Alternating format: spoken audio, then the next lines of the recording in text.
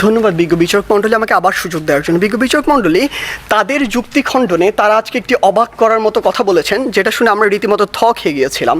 যে আমরা তিনজন বক্তা 6 থেকে 7টি ক্ষেত্র দেখিয়েছি, এই ক্ষেত্রগুলোর উপরে সামগ্রিকভাবে একটি দেশের উন্নতি নির্ভর করে। কোনোদিন একটি ক্ষেত্র দিয়ে একটি দেশের উন্নতি আমরা ডিফাইন করতে পারি না। আমরা ক্ষেত্রগুলো দেখিয়েছি, ব্যবসা, রাজনীতি, শিক্ষা, শিল্প, সব কিছুর আপনার একটি সামগ্রিক সমন্বয় প্রয়োজন। আপনি কখনো একটা ক্ষেত্র দিয়ে একটা দেশকে একটা ধাপ এগিয়ে নিয়ে যেতে পারবেন, কিন্তু একটা নির্দিষ্ট এলাকায় ভূ রাজনৈতিক প্রেক্ষাপটে আপনি কখনো সফলতম হতে পারবেন না। তাই আপনার সবগুলোর সামগ্রিক একটি উন্নয়ন প্রয়োজন। কেন আজকে আগামী 100 বছরে কিংবা 80 বছরে ভারত বাংলাদেশের থেকে এগিয়ে থাকে, এখানে গুরুত্বপূর্ণ একটি জায়গা রয়েছে ভারতের ভূ রাজনৈতিক যে অবস্থান সেটি, কিন্তু তারা আজকে একবার এটি গণ্য করছেন না। কারণ দেখুন, আজকে ভারতের একটি রাজ্যেরও আয়তন বাংলাদেশের আয়তনের চেয়ে বেশি। বাংলাদেশের 3 দিক দিয়ে ভারত রয়েছে। ভারত রীতিমতো একটি পরাশক্তি হয়ে উঠছে। আজকে ভারতের আইআইটির মতো প্রতিষ্ঠান, বিশ্বের 200টি বিশ্ববিদ্যালয়ের মধ্যে ভারতের এই আইআইটি প্রতিষ্ঠানই রয়েছে 3 থেকে 4টি, কিন্তু আমার এই বাংলাদেশের কোনো বিশ্ববিদ্যালয় 1000-এর মধ্যেও থাকতে পারে না। তাহলে সমস্যাটি কোথায়? আমাদের এই শিক্ষাক্ষেত্রে উন্নত করতে হবে।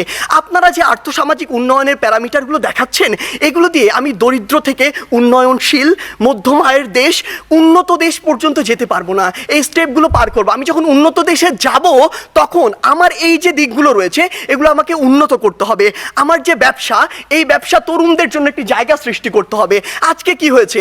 আজকে হয়েছে যে পুরো বাংলাদেশের যে হাসপাতালের যে সিস্টেম, স্বাস্থ্য খাত, এটি 8 থেকে 10টি কোম্পানির হাতে, মানুষের হাতে জিম্মি রয়েছে। এইটি থেকে বের হয়ে আসতে হবে।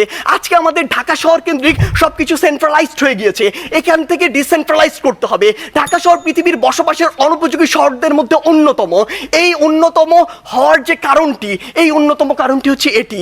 আমাদেরকে এই জায়গাগুলোতে কাজ করতে হবে। আপনি ডেল্টা প্লেনের কথা বলছেন, আপনি প্যারিস চুক্তির কথা বলছেন। এই প্যারিস চুক্তি থেকে যেমনটি ট্রাম্প করেছিল, যখন ইচ্ছা তাদের স্বার্থ থাকবে না, বের হয়ে যাবে। আপনাকে আপনাদের নিজের স্বার্থ দেখতে হবে। আপনি দেখবেন ওই কার্টাগোনা প্রোটোকল চালু হয়েছিল ঠিকই, যুক্তরাষ্ট্র মনে করেছে যে পরিমাণ কার্বন নিঃসরণের লিমিট দেওয়া হয়েছে সেটা তার পক্ষে মানা সম্ভব না, সে বের হয়ে গিয়েছে। তারা সেইটুকুই লক্ষ্য করবে। তাই মাননীয় বিচারক মণ্ডলী, আমরা বিশ্বাস করি বাংলাদেশ অবশ্যই সফলতম একদিন রাষ্ট্র হবে, সেটি আমরা স্বপ্ন দেখি, কিন্তু 21 শতাব্দীর মধ্যে এটি সম্ভব নয়। যখন আমাদের সামনে ভারত রয়েছে, সম্ভব হবে যদি আমরা যে সীমাবদ্ধ ক্ষেত্রগুলো দেখিয়েছি সেগুলোতে কাজ করতে পারি।